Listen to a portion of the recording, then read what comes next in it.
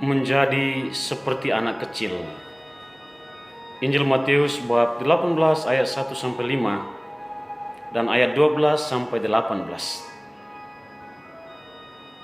Saya pernah memberikan pembinaan kepada sekelompok anak SD yang sedang menyiapkan diri untuk menerima komuni pertama. Saya bertanya kepada salah seorang dari mereka, namanya Polo. Polo, kenapa kemarin pada hari Minggu ayahmu tidak menghadiri misa di gereja? Si Polo polos ini menjawab, "Pater, setiap hari Sabtu sore ayah kami biasa keluar dari rumah. Dan dia biasa kembali ke rumah di atas jam 12 malam. Dan ketika dia kembali, dia sudah berada dalam keadaan mabuk. Tidak heran kalau pagi hari dia sangat sulit untuk bangun dan menyiapkan diri ke gereja. Ketika kami sudah bangun, dia masih tidur. Ketika kami sudah menyiapkan diri ke gereja, dia belum bangun. Dan dia sering melakukan hal seperti itu." Para murid Yesus bertanya kepadanya, "Siapakah yang terbesar dalam kerajaan surga?" Pertanyaan ini sangat manusiawi. Pertanyaan mereka lahir dari keinginan dan harapan untuk menjadi orang yang terbesar dalam kerajaan Allah dan barangkali dalam kehidupan nyata di dunia ini. Pertanyaan mereka menjadi pertanyaan banyak orang dewasa ini. Banyak orang zaman ini yang berjuang dan bercita-cita menjadi orang yang terpenting, menjadi orang hebat, menjadi orang yang sangat dipandang baik oleh sesama. Dan para murid Yesus berpikir dan yakin bahwa Yesus akan mengatakan merekalah yang terbesar dalam kerajaan surga karena mereka adalah para pengikutnya. Namun jawabannya sangat mengejutkan mereka. Katanya, "Kalau kamu bertobat dan menjadi seperti anak kecil, maka kamu akan menjadi yang terbesar dalam kerajaan Allah." Di sini Yesus mengedepankan kepada para muridnya dan kepada para pendengarnya filosofi menjadi seperti anak kecil, supaya mereka masuk dalam kerajaan Allah, supaya mereka mengalami kebahagiaan dalam kehidupan mereka di dunia ini.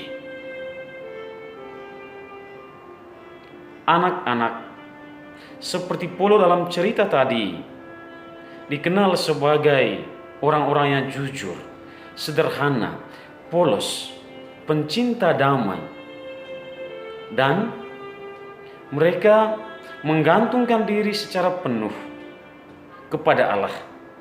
Ketergantungan ini ditunjukkan melalui ketergantungan mereka kepada orang tua mereka masing-masing. Dan ketika setiap kita diciptakan Allah sendiri menanamkan dalam hatinya, dalam dirinya nilai-nilai ilahi, nilai-nilai yang membahagiakan kehidupannya, seperti kejujuran, kerendahan hati, ketulusan, kebaikan, cinta akan persaudaraan, persatuan, dan ketergantungan total kepada Allah. Karena itu, ketika Yesus mengatakan kamu harus bertobat dan menjadi seperti anak kecil, dia mengajak para muridnya dan para pendengarnya untuk kembali menghidupkan nilai-nilai dan karakter dasar yang Allah telah tanamkan dalam diri mereka ketika mereka diciptakannya. Dan kalau nilai-nilai itu, kalau karakter-karakter itu sudah dirusakkan oleh kesombongan mereka, oleh ketidaksetiaan mereka kepada Allah, oleh keinginan-keinginan mereka yang bertentangan dengan kehendak Allah, maka Yesus mengajak mereka untuk bertobat.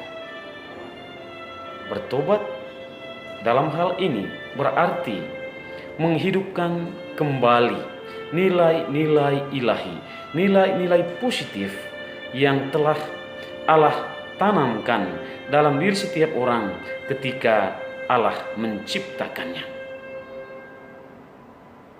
Yesus memberikan filosofi ini menjadi seperti anak kecil sebagai kunci untuk menjadi orang yang berkualitas, sebagai kunci untuk menjadi orang yang berguna bagi Allah dan sesama, sebagai kunci untuk menjadi orang yang bahagia di surga dan di dunia ini. Lawan dari filosofi menjadi seperti anak kecil adalah menjadi seperti orang besar. Yesus tidak pernah mengedepankan prinsip atau filosofi ini kepada para muridnya dan kepada kita semua. Menjadi seperti orang besar, itu bukan prinsip hidup Yesus. Itu bukan filosofi yang Yesus tawarkan kepada kita semua. Yang dimintanya, kita berjuang untuk menjadi seperti anak kecil dan bertobat. Mari kita berjuang untuk menghidupkan filosofi yang ditawarkan oleh Yesus ini menjadi seperti anak kecil dan bertobat.